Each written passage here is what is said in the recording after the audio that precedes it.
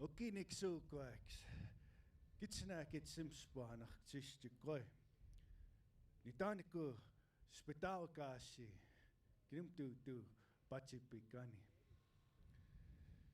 Kitsiksimatsin oppinaan aamu Piikani tsahkum ke. Na pihtai. Nach tsistikoi. Good afternoon, and I'd like to take this opportunity to welcome everybody here to our Piikani Nation LNID Day of Action. My name is Lowell Yellowhorn, and it's my honor to MC this constructive day of information sharing on behalf of the Piikani Nation Chief and Council. The last little while, as we were gathered here, we opened up this beautiful day here in the Bull Lake area of the Piikani Nation near CY. We were shared a lot of the important cultural connections to this land that we are gathered here on, this sacred area. You know, I want to thank one of our elders from the community, Shirley Croshu, for sharing the history of the river valley and the clan connections all throughout the Piikani River Valley. You know, we want to acknowledge those stories, and we want to thank, you know, one of our Piikani Nation Chief and Council members, Herman Maniguns, Councillor Maniguns. He shared the story of this beautiful teepee behind us, the Crow Lodge, and its importance to not only Piikani, but the watershed of the Oldman River. And so that beautiful story set the tone for this day of gathering and the information that we're about to share with the Piikani community. You know, we gather here in the spirit of advancing the Piikani Nation's interests when it comes to asserting our Aboriginal rights and our treaty rights to our territories.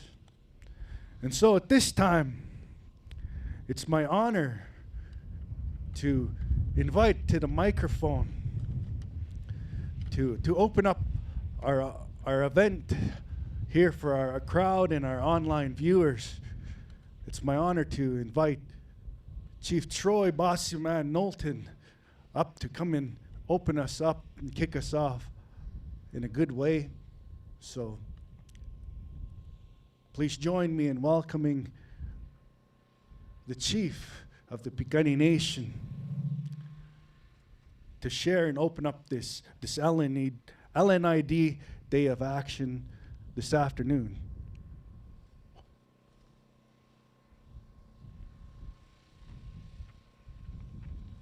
Okay, I think I'm gonna have to take this off. Put it in my truck. Okay.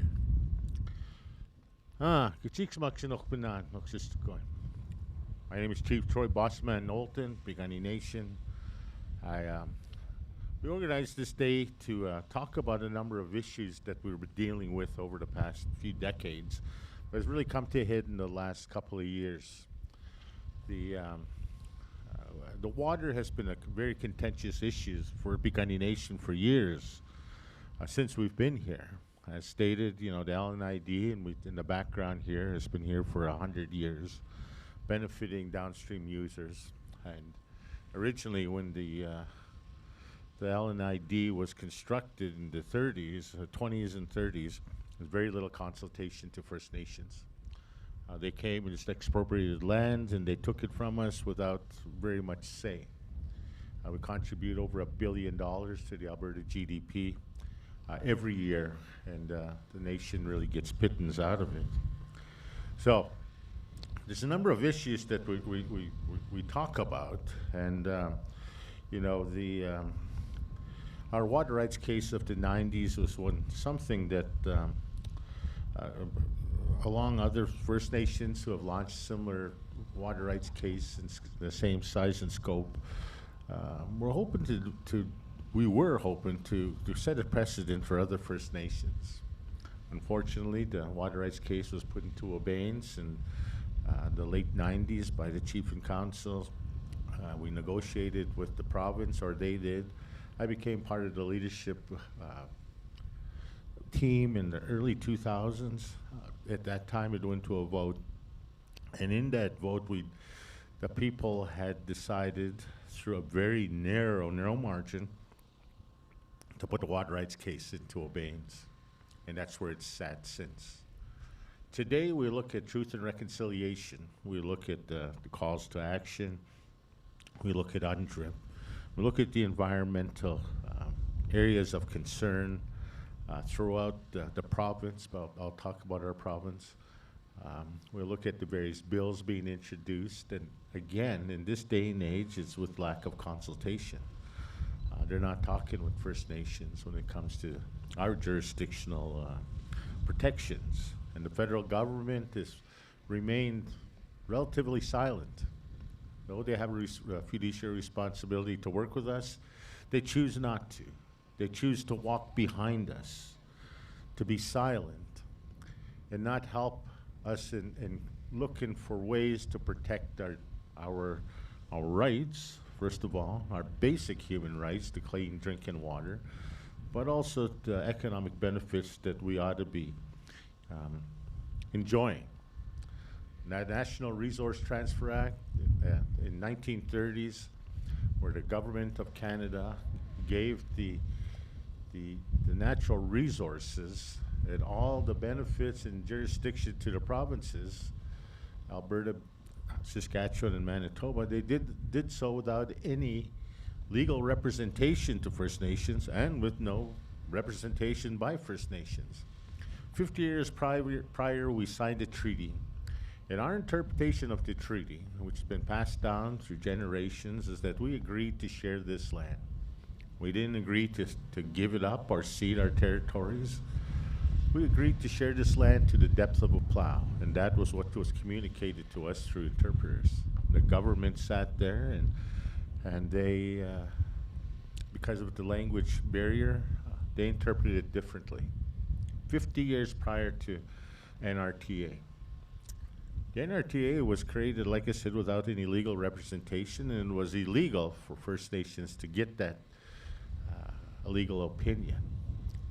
Consultation, again, no consultation. Exploited our resources, water, oil, gas, sun, wind. No benefit to the nation. Today, we're fighting back. All First Nations in Alberta, Saskatchewan, and Manitoba are pursuing this issue to bring some fairness. It's not that we want everything. We just want to be treated fairly for the resources that are within our ancestral territory. And so today, it's just to get that message out. We'll have other speakers talking about the history of the LNID, where we're going, and I'm really proud to say we have with us Chief Sheldon Sunshine from the Sturgeon Lake Cree Nation, who along with Piikani Nation, Blood Tribe, and the Athabasca Cree Nation, we filed litigation and judicial reviews against the province in regards to the separatist movement, to the bills recently enacted, and to the water transfers of up north. And in this day and age, with the lawyers and judges and doctors of every stripe, we're poised for a fight, for a fair fight. And we just want what's fair again. So with that, I'll turn it back over to our MC, and I'll ask you if you could bring Chief Sheldon Sunshine up to say a few words, please. Thank you very much, Chief Knowlton, for those awesome opening words on behalf of the Piikani Nation Chief and Council. So at this time, I'd like to invite the Chief of the Sturgeon Lake First Nation, Sheldon Sunshine, Chief. Sturgeon Lake Cree Nation. Oh, Sturgeon Lake Cree Nation. Well, welcome to Piikani, Chief. Here, we'd like to invite you up to say a few words on behalf of your nation. So, thank you. Thank you. Good afternoon, everyone. First of all, I want to say thank you to the Piikani people, the chief leadership, the elders, the knowledge keepers, for having me here today. Such a beautiful piece of the country. You know, as Chief had mentioned, you know, we're dealing with a lot of issues with legislation and policy that are being passed that are going to affect us long term. You know, hearing some of the stories that some of the issues that have been going on here in Piikani are not unlike what's happening back home. You know, we've been a little assertive and establishing our footprint in our territory, reestablishing our footprint in our territory. Like the chief said, you know, it's been a long time coming. You know, we are more prepared now than we've ever been to take these challenges on. And we're no longer going to stand back and allow these things to happen without us. You know, for too long, governments seem to believe that they can do change laws and do these things for us without us. And like Chief Bossman said, we're here and we're more prepared for a fight than ever.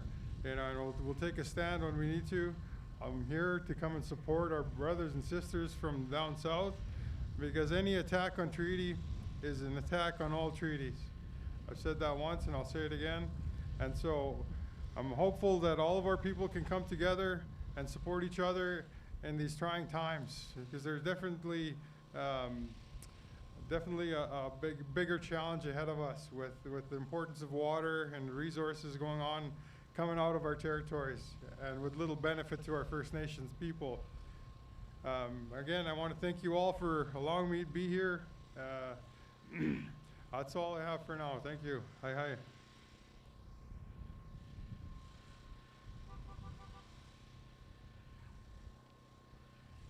Thank you very much, Chief Sunshine, for sharing a little bit about some of the relationships that have been formed with the Piikani Nation in advancing some of your interests when it comes to the agendas that you two work together on.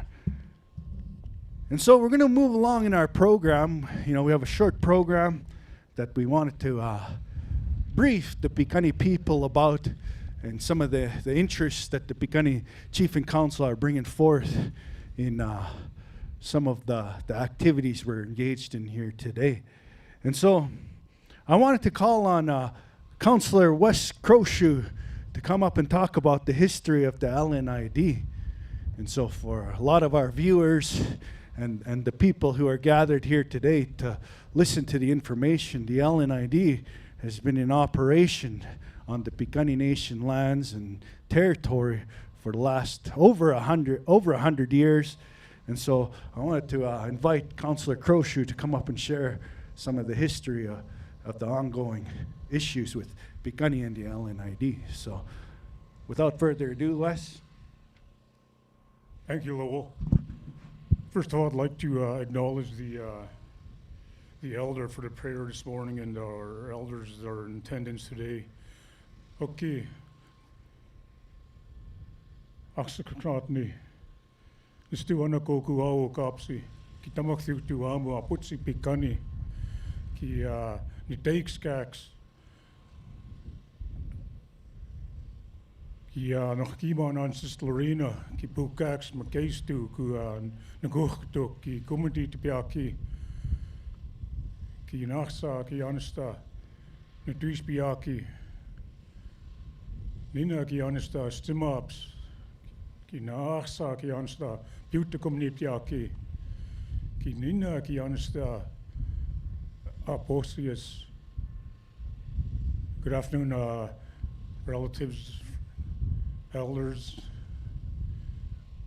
I'd like to mention, I said my name, Au Kapsi, ki Blackfoot name, my son's name, Young Crow. My daughter, Holy Rock, and my other daughter, Nez Pierce Woman, and my grandparents and my mother and father, they're Weasel Tail and Faraway Nez Pierce Woman. But I want to get into the, just briefly mention some of the history that I know of the LNID and the system that has been operating on the nation for many years, over a century. I've done some historical research. Maybe I may be stand to be corrected, but 1912, the idea of putting a system on a nation, an irrigation system on a nation, was an idea. And in the subsequent years, 1913, engineers and provincial workers and the irrigation people were putting the plans together. 1922-23, the system was completed on the nation, but in the meantime, there was also back in, I believe, around the 1916-15 era, they were planning to already create a dam on the Castle River that would help draw more water out of the nation here on the system they're building. So in 1923, the system was done, ready for operation, but they had a big flood. The rains came and flooded out the system and damaged the system to they couldn't open it up in 23. But I believe that was an act of our previous spiritual leaders and the people that have our ancestors, because what they did was they built this canal system right through a burial ground. So it was already, things were happening back then that happened that shouldn't have happened, because what they did, they destroyed a burial ground. But in the meantime, in 1924, the 23-24, they, with the help of the Alberta government, the irrigation district, got the resources to rebuild the system. So in 1924, the system opened up, and they started drawing water off the nation. That's like our MC mentioned, over 100 years. It's over a century of getting water from the nation. A resource that they've tapped into. Also, in 1935, there was land expropriation done on the nation here, taking our lands, Indigenous Services Canada, or else back then they're known as Indian Affairs, or they allowed a sale of our land to the province, or maybe it was gifted to them. There was so that happened in 1935, and so over the years, the system opened up, created irrigation economy, water use for downstream, the cities, towns, as well as after 1935 land expropriation, things went on. We've had previous leaderships, 1980, 81, deal with this situation on the nation here. 1990, we had the lone fighters, which I'm proud to say that's the clan I mentioned when my introduction. I'm a lone fighter, so I'm glad for Shirley to bring that history up with us. To see where that name came from. It's an honor to hear that today, Shirley. So there's been historical battles with the GOA, for ever since the inception of this system on our lands. As I stand here today and I look around and I look at the Vision Quest and Head Smash and Buffalo Jump, those are our lands. Again, we're I guess no other way but ripped off from our lands. That's the way I put it. I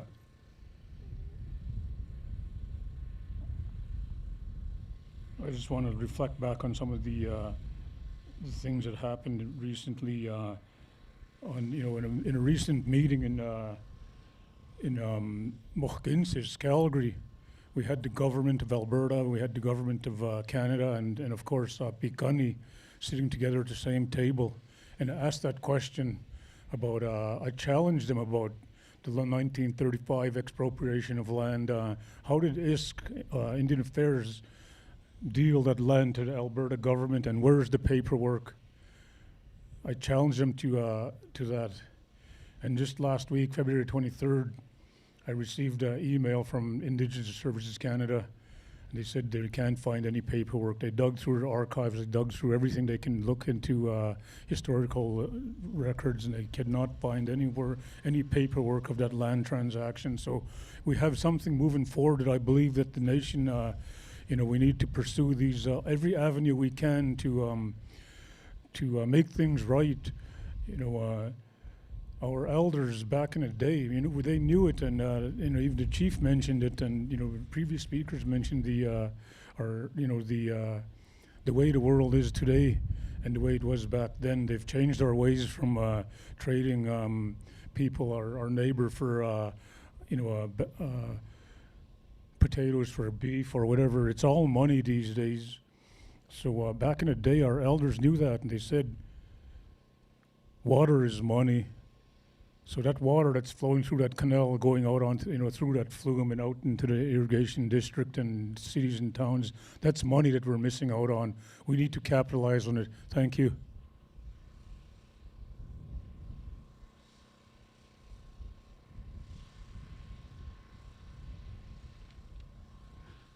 Thank you very much, Councillor West Crowshoe, for providing that very informative historical overview of the Lethbridge Northern Irrigation District canal as it impacts the Piikani people.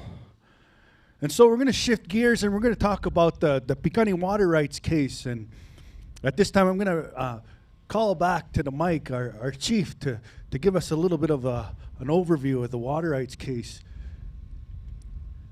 And so, take it away, Chief. Hey, thank you. So I briefly touched on it earlier. The water rights case was launched in the 1980s, early 1990s by Chief Peter Yellowhorn, and it was in regards to the ongoing talks of constructing the Oldman River Dam, or a dam, not necessarily the Oldman River Dam yet. So we're talking about the construction of a dam up in the western part of the west of the reserve that was going to alter the ecosystem as we knew it. So they launched the water rights case at that time, and looking to secure protection mechanisms for the environment, but also looking for a benefit to the First Nations, looking at the jurisdictional protection, and looking at others areas where case law was created. They looked to the south, and we know that the First Nations believed that the border was non-existent in the 1800s. Our people, the Piikani Nation, we had members in the United States that were living in our ancestral territories, protecting the land, keeping the crow and the snakes and other First Nation, the Flatheads, keeping them out of our territory.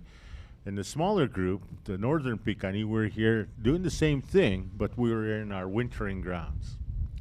And so when they looked at combining the two First Nations, the chiefs in the south said, no, we will stay here. This is our land. The chiefs, the Piikani chiefs of Alberta, said the same thing. This is our land. And in doing so, well over 150 years ago, it gave us the protection mechanisms for the jurisdiction of our ancestral lands in two countries. So getting back to the water rights case, when they were looking to build a dam, we were looking at trying to find those protective mechanisms in the Montana area around Fort Belknap, and they did the same thing in the early 1900s, and they utilized and created what was called the Winters Doctrine. And the Winters Doctrine gives the jurisdictional ownership and use of water as it flows onto the First Nation for the benefit of the people, and that law still exists today. Our water rights case was based around looking to try and get that same type of assertion of our jurisdiction and usage on the nation. So that was in the 1980s, 1990s.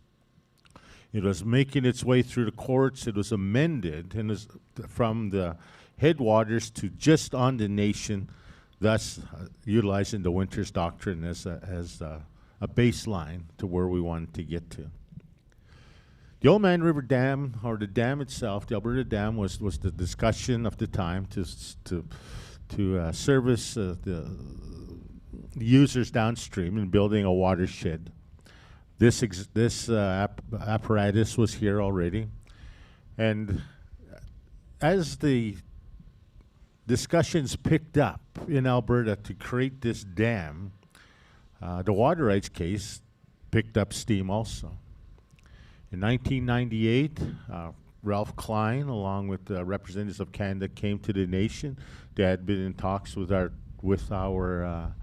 leadership, and they formed an agreement, MOU, that they would put the water rights case in abeyance and look to try and create something that would benefit the nation. It led to the subsequent 2002 settlement agreement, where 9 specific claims and the water rights case were all put into one package. The people vote on it, narrowly passing it on the second vote, that would give us $64 million. $64 million. Let that sink in. 9 specific claims. A diversion system and a watershed that provides Alberta GDP with well over $1 billion a year. 9 specific claims that on their own are worth millions and millions of dollars. And these specific claims, for those who don't know, are claims against the wrongdoings the federal government inflicted on the Piikani Nation over 150 years. That water rights case would have been substantial in setting precedents across Canada. However, it was put into abeyance. And so it was all a result of that Oldman River Dam being constructed and the talks that were going on, and they decided to build it where they built it, at the Three Rivers site, with very little participation or consultation to the Piikani Nation or any of the Blackfeet. Where the dam sits, west of there's 400,000 cubic meters of water that's stored from the flows of the various rivers and the snowpack and the rain. That 400,000 cubic meters of water that sits there and encompasses about 15 kilometers of land. They cleared the river valley from bank to bank, and in doing so, they destroyed archaeological sites of our people that went back thousands of years. Again, no consultation. We don't know where those sites went to. We don't know where those bones of our ancestors, the artifacts that were left behind, today we don't even know where they're stored. And so, moving forward, that water rights case that was put into abeyance, that benefits the province of Alberta and the downstream users, has very, very little impact to the Piikani Nation. They've violated that settlement agreement on a number of occasions. We've held them to task. Moving forward with the alliance with the other chiefs in Treaty 6, 7, and 8, looking at the Articles of UNDRIP, looking at the Truth and Reconciliation, and then calls to action, the international community looking at the wrongdoings of Indigenous people. Where do we go from here? Do we look to take that water rights case out of abeyance? In that settlement agreement, it states in there, as long as the settlement agreement is in place, the water rights case will stay in abeyance. Those violations and continued violations with the new bills that they're passing at the provincial level, the water bill, and the federal level, there's a water bill there. Very little consultation, next to none, to First Nations. Is that a violation? Is that going to be a catalyst now to look at all the things that have been going on, including the construction we see on the reserve with no consultation, no meaningful consultation to the First Nation? Is that a violation? In some cases, we'll say yes, they'll say no. The courts are going to have to decide. But what the Piikani Nation need is to go back to the table if that's going to be the case, and we don't see it. I don't think that's going to happen. We've invited the government of Alberta and the government of Canada to be here today. Formal invitations to the ministers, to the bureaucrats. They didn't show up. A helicopter flew by. I don't know who it was, but it is something right out of their playbook, because we've seen it before. Coming to spy on us and see what's going on. If that's the case, who knows? 2 low-flying airplanes came through here too also earlier this morning. Is that how they're participating? Government of Alberta, we invited you to be here today for the meaningful consultation and a conversation. Your absence shows the disrespect you have for Piikani. You don't think that we're worth sending a representative to meet with us today. That just tells me our people and the treaties 6, 7, and 8 members and chiefs that we're not very important to you. You think you could do whatever you want and have that total disrespect. So that's what today's all about. The water rights case, I just briefly touched upon it. We'll have the synopsis and summary in our upcoming newsletter that'll give you the ideas of what it was all about. You can research it, and give me a call anytime you want to, and I'll walk you through it as much as I know. So thank you.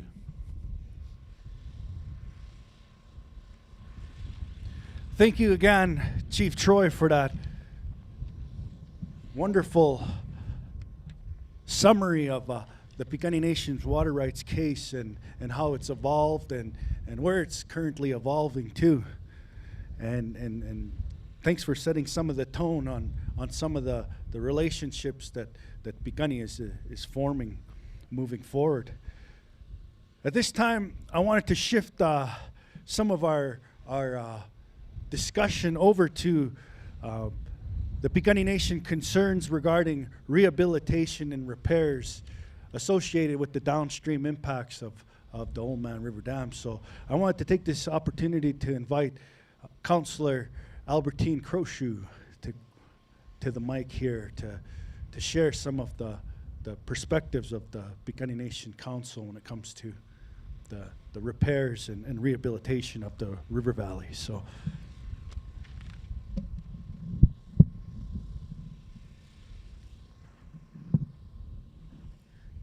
Hoki na tukuaks, nistu on nagok sokyaki. I was just sharing earlier how this area here is the homestead of my grandfather. Our ties are strong, and that's something that we have to share with our children and our grandchildren so that they can carry those stories on. Right now, I'd like to share some of the information on the LNID. As many of you know, the Lethbridge irrigation, the Lethbridge Northern Headwork System was established in 1919 in our Piikani territory. It covers 93,100 acres of land to the north side of the Oldman River. The Headwork System construction was completed in 1923, but it faced significant challenges during the initial construction, including a flood that destroyed the diversion works and it required extensive repairs. You heard Councillor West talk about this earlier. Recently, the government of Alberta has been working on a Headworks Canal upgrade project, which includes a canal liner replacement for the LNID Headwork system. And it's been carried out in and around our reserve lands. Unfortunately, similar to the initial construction that occurred over a century ago, there has been significant challenges with that liner replacement project, and our community, lands department, and leadership have faced significant impacts as a result of the work which remains incomplete, which much outstanding remedial work is still required. While we have been actively engaging the GOA on the canal liner replacement project, our relationship is currently strained. There are many reasons for that strained relationship between our two governments. I'll just provide some examples. Unfortunately, we haven't been faced with a general pattern of non-responsiveness from Alberta staff, notwithstanding efforts from Piikani Lands and Environment field technicians who have constantly raised questions and concerns through the agreed upon communications channels. For example, questions were raised by our Piikani Nation monitors regarding the placement of waste material in a berm alongside the project access road, which repeatedly gone unanswered by Alberta staff. Timely and transparent communication from Alberta is essential to the collaborative relationship contemplated by the settlement agreement with Alberta and the working arrangement established for this project. We have also become aware that certain project activities are being carried out in ways that deviate from the approved work plan without prior consultation or notice or approval from our nation. With regards to our valuable water resource, we noted that the water has been pumped from the canal and used for dust control without authorization from Piikani. This activity was not included in the approved environmental protection plan, and it was not discussed with our Piikani monitors prior to occurring. At the same time, we also observed water levels in the area are increasing due to unmanaged seepage, harming important ecosystems, including the valuable cottonwood trees that are essential components of our sensitive ecosystem in these areas. We have also received reports of drug use by the workers on the project site. Such conduct is wholly unacceptable on the Piikani Nation lands and raises serious concerns for safety for the workers, monitors, and community members. In a final example, I'd like to share a fact that Piikani members have been cut off from access areas near Bull Lake. We did not receive prior notification that access to this area would be disrupted, and it was never approved by our nation, especially given the importance of this area to our nation and exercise of our cultural and sacred rights. We have brought all of this to the attention of the GOA and trust that they will finally take proactive steps to address the long-standing concerns and meet with us on a true government-to-government basis to remedy these previous actions and ensure that their Headworks Canal upgrade project shifts away from the harms it has caused in the past and continue to cause to this very day. To do it becomes truly an effective project that benefits each and every one of us. Thank you.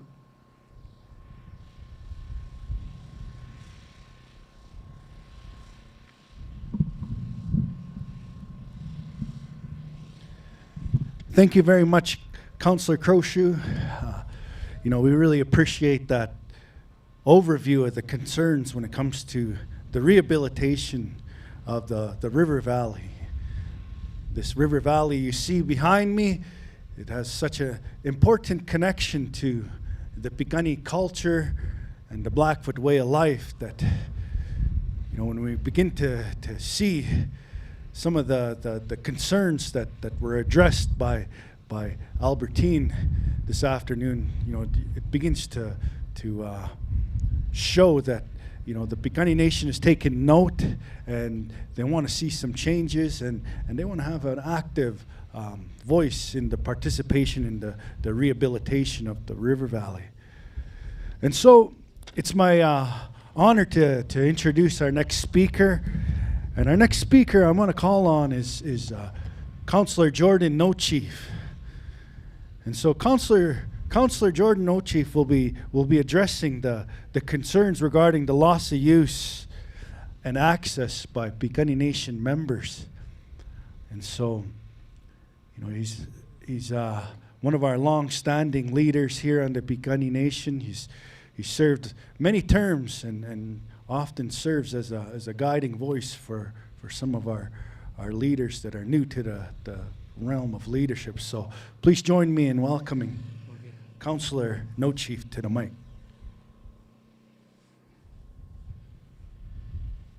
Okay. Hello, everyone. My Blackfoot name is Naduisetsukumachka, meaning Holy Jingling Rider. It was given to me by an old feller from down the States many years ago. And he gave me that name a few years, no, it's just a few years, a few years old, say maybe 4 or 3, down here at the Band Ranch. This old guy used to come down to CY and visit with my dad, and he gave me that name. That's where I started school from. I grew up there. My dad was the band manager down there many years ago. I've seen a lot of changes happening in this area. Many roads that we can't drive through anymore. And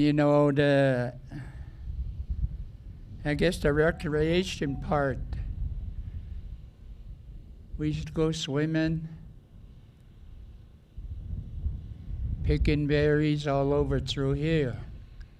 And you drive up the Weir Road, the canal we call it, and it was a nice drive. There was tall trees, and it was just shady.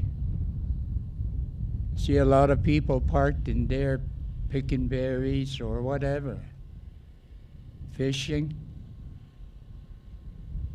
And now you go through there, it's an eyesore. Road is so narrow you can't pass one another. And this is what progress is. A lot of us have a tendency, or we've been brought up to respect whatever we use from Mother Earth. We're taught not to destroy, but to enhance for whatever we have. I've seen many houses, old houses, log houses in this area. This lake behind me, Bull Lake, was a recreation area for a lot of people. They used to all come out, have picnic out here, fish. Now, just about dried up, and nobody comes out here anymore. It's like something being taken away that was there for us. The sacredness of the land, the use of it is gone. And there isn't any more respect for the land, especially with LNID. And LNID, it's a lot of the old people would say, well, the government has no respect for us, which is true. And we do business with them, we have to question. It shouldn't be like that. That respect, we all have it in our hearts. We don't just talk about it through our knowledge. We want to make sure that it is reality. And you talk to the people, they know what's there for us. You know, many a times I sat in council, met with the government officials, going to meet them, and they more or less say, yes, we promise to do this and all that. And it doesn't happen. You know, we still have the old ways of respect and trust. And we know these things. And you know, our young people today have the technology that they knew and picked up in school.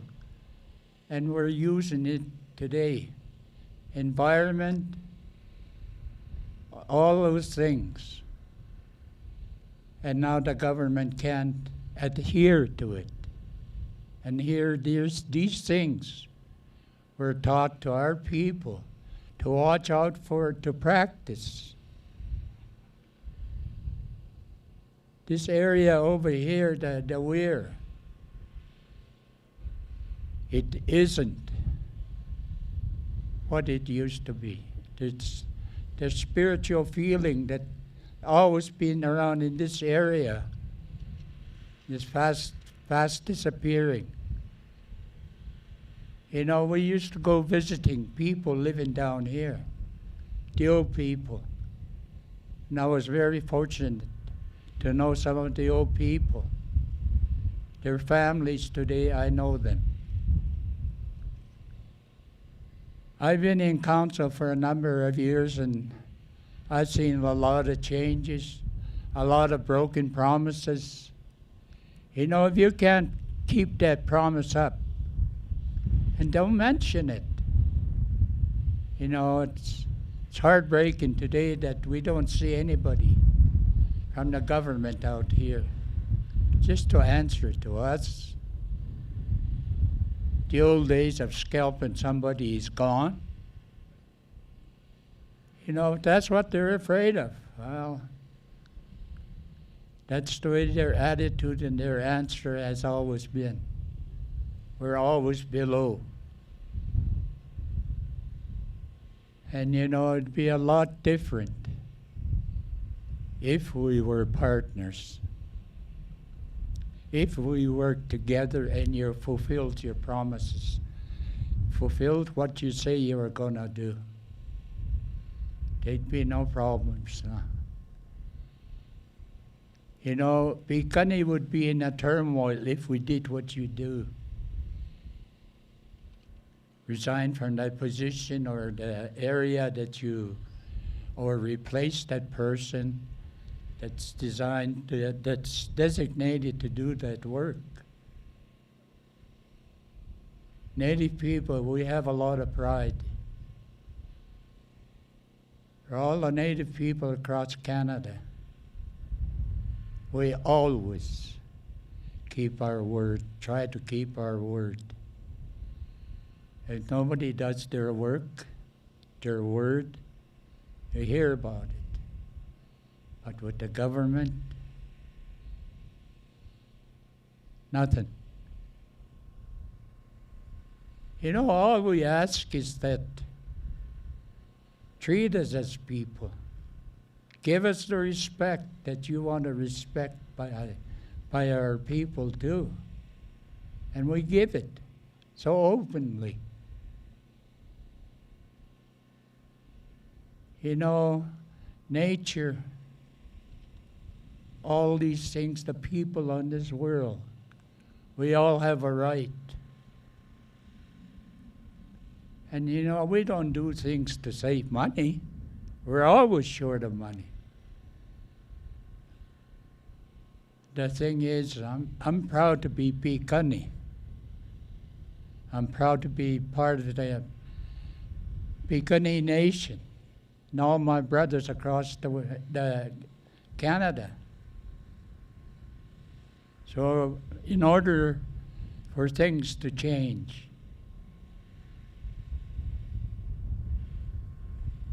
give us the respect that we deserve. Fulfill what you've given us, some solutions. Go through those solutions. We're ready. We've always tried to abide by them. The fallback is your government. Shortcuts, save money, and the hell with the Indian. But you'll never change Piikani.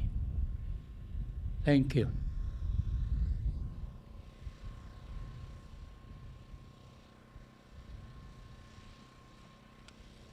Thank you very much, Councillor No Chief, for those amazing words and talking about, the Piikani's historical ties to, these lands and these lands where these waters flow. It's within these lands and these waters, this teepee lodge you see behind me. We were talking about this story and the birthplace of this teepee and where it came from. And it, the birthplace of this teepee came from the tributaries of the Oldman River, specifically the Crows Creek, as it flows through the Piikani Nation. And the meaning that this teepee has had for our people, that its presence through a lot of our important cultural gatherings, especially at the signing of Treaty 7, this lodge was one of the lodges present that represented the Piikani people in 1877. And so, it's in the spirit of, as we continue to talk about the environmental concerns and the cultural damages that have been impacted on by the downstream impacts of the Oldman River, I want to call on Piikani Nation Councilman Herman Meniguns to come and say a few words on behalf of the Piikani Nation's concerns when it comes to environmental and cultural damages to the Piikani Nation.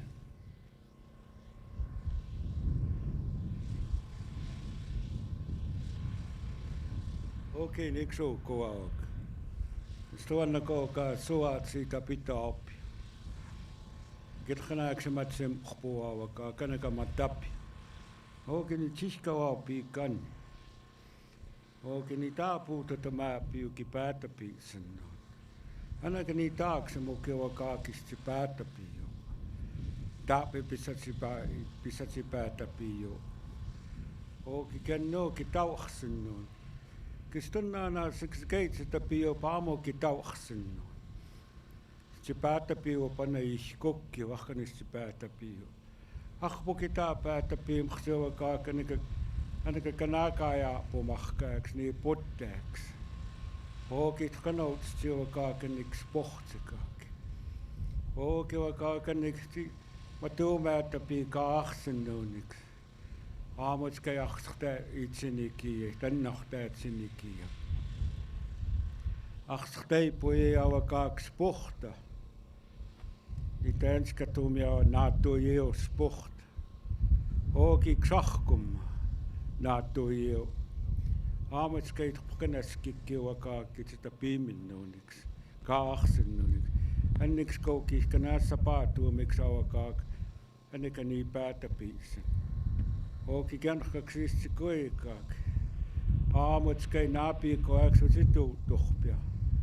Ma tono at suka pio napi koek. En ik niet toe daad simachpia. Ik ken ik as sapatu pika ken ik nog kanesti pata pio pika. Ma to me to kiuheksa. Ma to tista pimmo kiuheksa.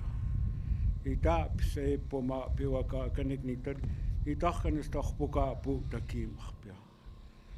Aamuts kei okio kakao kei matkhana skrimmaaksan itkhana nit itsipata pio pik. Okio kakaamuts kei istipata pio pakak nit khukki ni taksimuki. Asukawani au. Kipata pi senno nit khananchkasu. Aamuts kei itkanat sinstiwa kaakani kanatua pistik. O kitasu ka yohtua vidik nanne kamat umkhkita piwa kaak. naarsik saavakaak. Itsestä paksik istoutskitsini katumia. Mituutu tämä pispion nuuk kitauxsen nuuk. Ookini tuohok matkan äsäätseni katupavakaak. Utsaa kui pikaak. Kämmat internetstänis katumia naapiitrta.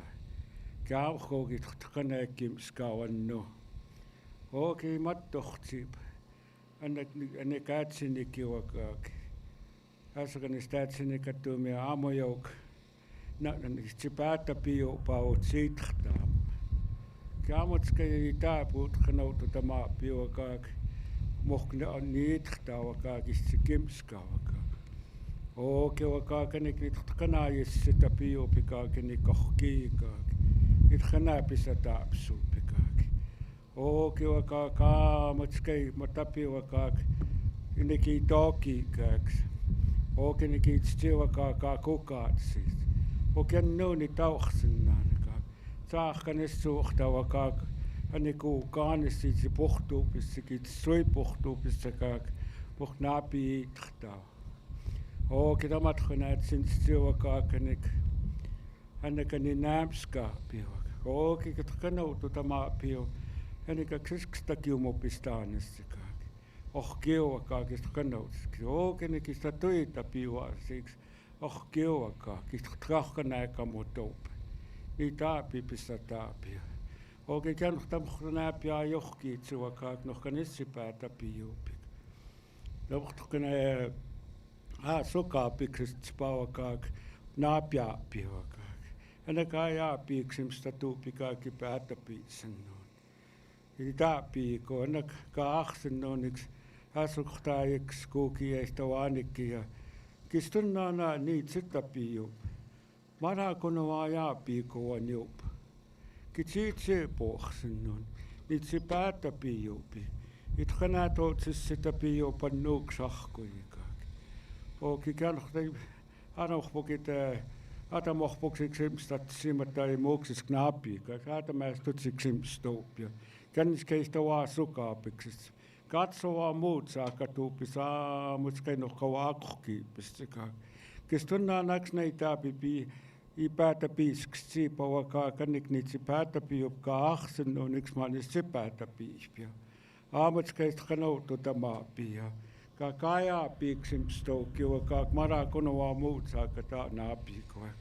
Ustua maanis tookaksti mahpia. Ooki kena kaamkohkiva ka aamutskeist teippujuupist kaamu.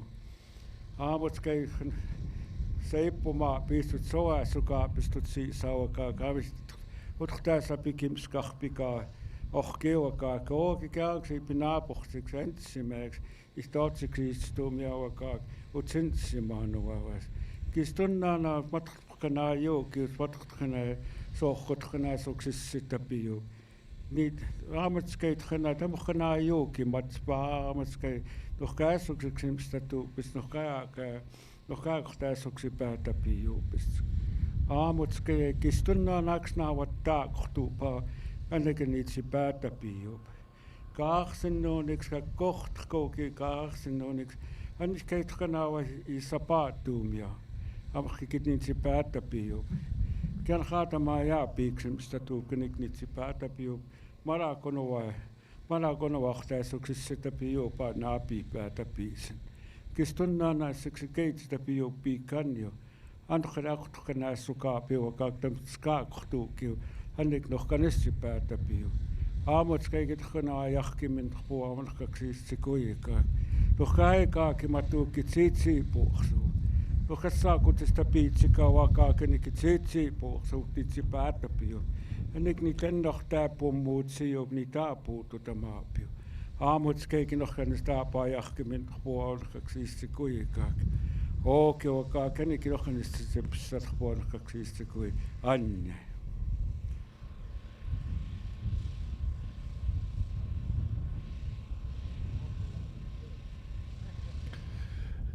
Thank you very much for sharing those insights in, the Piikani and Blackfoot language, Councillor Menigans. That's such an important resource for our people, is our language, and being able to address our perspectives and concerns from the worldview of our community as well as our lands is so vital and important. So I would like to call up Councillor Albertine Crochue to come on up and talk a little more about some of the upcoming aspects that the Piikani Nation Chief and Council are working on. And so she wants to, I'll adjust the mic for her.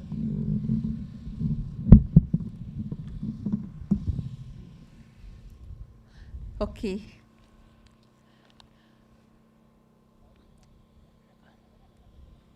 Piikanisini, our way of life sets out the inherent values and principles of Aka Piikani, the ancient Piikani people, and we're committed to ensuring that these values, principles, and integrity are upheld in the governance and protection of the water. We will continue to apply our knowledge systems, laws, governance to protect the sacred gift of water. We call upon the Government of Canada, the Government of Alberta, and other government organizations and stakeholders to recognize and respect the nation's inherent and exclusive jurisdiction over water and to engage with our nation on the basis of mutual respect, meaningful partnership, and full recognition of our rights and responsibilities. Through the exercise of this authority, we have enacted the Piikani Nation Water and Water Courses By-Law to protect water resources on our lands, safeguard the ecosystem's health, and promote the well-being of our community. No government, whether federal, provincial, or otherwise, shall make unilateral decisions concerning water within our Piikani territory without our free, prior, and informed consent, consistent with the standards set out in the United Nations Declaration on the Rights of Indigenous Peoples. We'd like to invite our community members to come out and support Chief and Council when we bring out the Water Rights Declaration. This will be presented to the community. Thank you.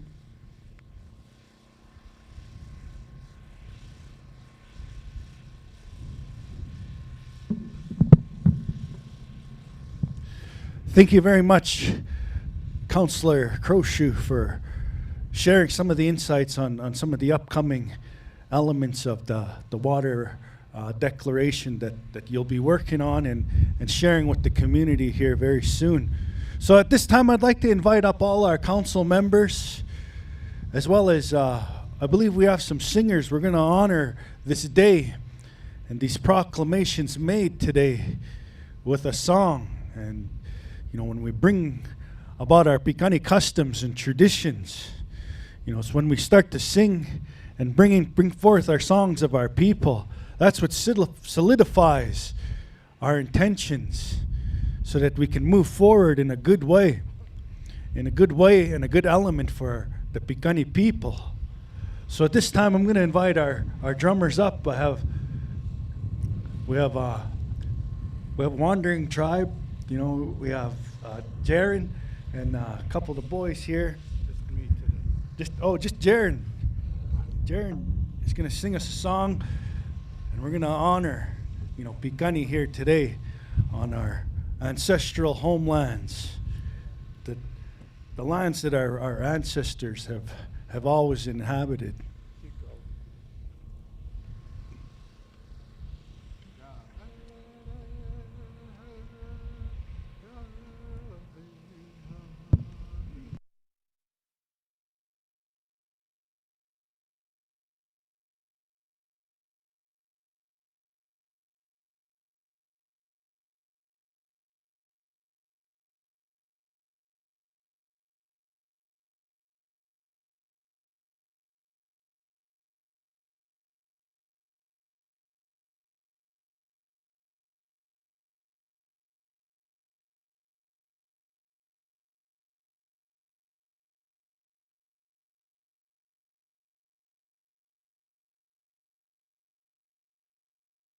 All right, ladies and gentlemen, we're gonna kick it off here.